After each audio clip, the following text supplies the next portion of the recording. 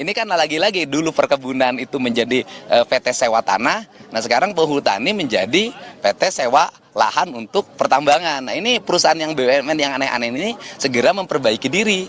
Ini dosa ini. Dinas SDM Provinsi sudah beberapa kali memberikan surat peringatan tentang bahaya pengelolaan tambang ini. Tetapi kan kalau langsung menghentikan kan kita tidak bisa. Nah untuk itu maka tadi malam kami sudah mengeluarkan sanksi administratif dalam bentuk penghentian izin, pencabutan izin dari tambang ini. Ini kan dikelola oleh Koperasi Pondok Pesantren. Koperasi Pondok Pesantrennya bernama Al-Azhariyah. Dan kemudian di samping ini ada dua lagi kan, ada dua tambang yang sama yang dikelola oleh yayasan. Jadi tiga-tiganya sudah kami tutup tadi malam. Pak, ini tapi kan informasi dari warga ternyata nggak cuma terjadi sekali kecelakaannya, tapi beberapa sebelumnya sudah pernah terjadi. Iya, masih bisa dapat izin, Pak? Izinnya kan tahun 2020, saya belum jadi gubernur, Mbak. Artinya dari pihak Pemprov sendiri, apa keterangan yang disampaikan dari pihak Pemprov? Ya, ada sejak ke situ begitu? Bukan, gini, izinnya dikeluarkan tahun 2020.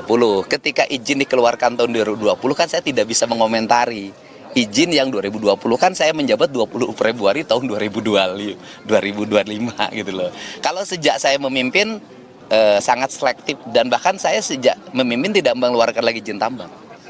Bahkan menutup. Kalau menutup saya banyak. Berarti untuk total berapa? Sudah berapa yang ditutup? Nanti tanya kepala SDM ya. Kalau saya satu-satunya tapi beberapa tambang yang kemarin kan di Kerawang sudah saya tutup. Terus kemudian kemarin di Subang sudah banyak yang saya tutup. Di kemarin juga penambangan emas yang memilih pengusaha WNA Korea Selatan saya tutup juga. Nah, kemudian juga kita sudah menutup hampir ratusan tambang ilegal. Dan akan kita konsisten terus kita laksanakan penutupan di berbagai tempat dan Pak Kapoldanya relatif tegas. Seminggu yang lalu kita tutup tambang yang ada di Tasik. Dan mungkin dalam waktu dekat kita lagi memproses pidana penambangan di Tasik. Jadi sudah banyak langkah yang kita lakukan dan peristiwa ini peringatannya menurut keterangan Kepala SDM-nya juga baru kan, sudah berapa kali diingatkan oleh Pemprov Jabar. Pak, sedikit Kang, ini kan korban mungkin saja ini kepala keluarga. Ya. Banyak keluarga yang terdampak. Oke. Bagaimana dari Pemprov? Yang pertama bahwa korban ini bukan hanya pegawai. Tetapi ada pedagang asongan kayak barusan punya anak 3. Terus kemudian juga ada mungkin sopir, mungkin kenek. Maka keluarga-keluarga yang ditinggalkan karena peristiwa musibah ini kami menanggung biaya hidup untuk anak-anaknya. Kemudian juga kami sudah menyiapkan santunan untuk keluarganya.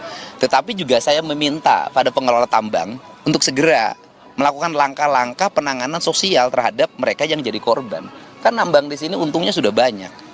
Kan harus ada sikap untuk memberikan bantuan dan tanggung jawab terhadap korban.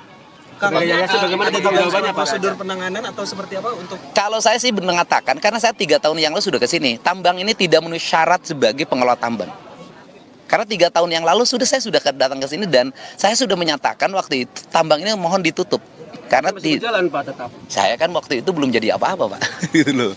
Pak, terkait air, Pak, terkait sungai yang tercemar ini gimana Pak untuk Ya begini, kan aspek pidananya nanti biar Polda yang mendalami.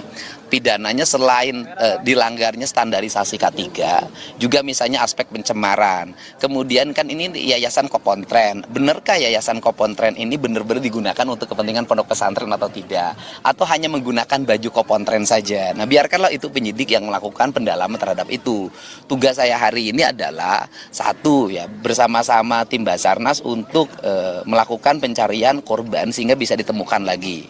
Yang kedua, memberikan tanggungan terhadap keluarga yang ditinggalkan dari sisi aspek sosialnya.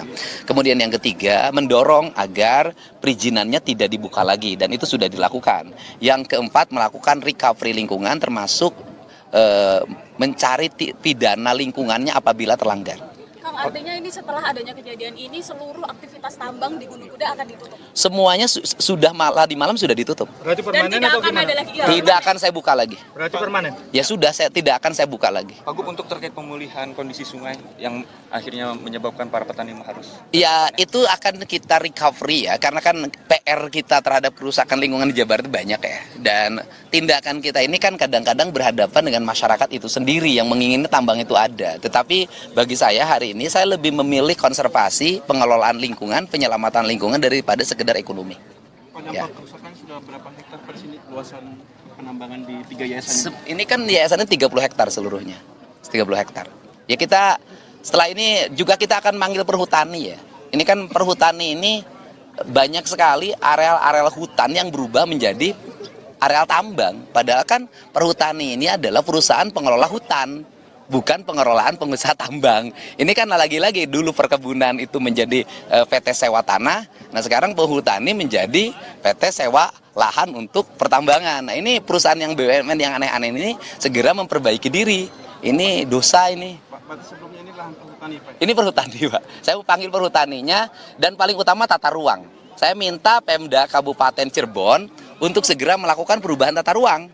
Dikembalikan kembali tata ruang ini menjadi kawasan hijau, bukan kawasan pertambangan. Kang, selama ini fokus dengan alam dan lingkungan. Iya. Apakah nantinya juga tidak hanya tempat ini yang akan ditindak, tapi juga tempat-tempat lain? Saya kan sudah sampaikan, sudah berapa ratus di Jawa Barat tambangnya yang saya tutup. Dan saya akan konsisten pada sikap itu, termasuk kebijakan saya misalnya, kebijakan pembangunan berbasis bambu. Itu kan sesungguhnya saya lagi mengamankan Jawa Barat dari eksploitasi sumber daya alam. Pak Gub pada tahun 2001 kan Pak Gub pernah mengungkapkan ini cocok untuk jadikan lokasi wisata Pak karena dianggap indah. Iya, waktu itu kan karena kan waktu izinnya kan sampai 2025. Dari sisi aspek kewenangan kan saya tidak boleh mutus izin di tengah. Ya, kalau sekarang kan ada musibah, ya izinnya langsung dicabut. Apakah ada rencana untuk pembangunan wisata ke depan? Ya gimana mau jadi wisata? Tempatnya masih harus di recovery. Ini harus recovery total dulu sehingga aman untuk lingkungan. Kalau sudah aman untuk lingkungan baru kita kembangkan wisata. Ya. Siap, makasih Pak Gubernur.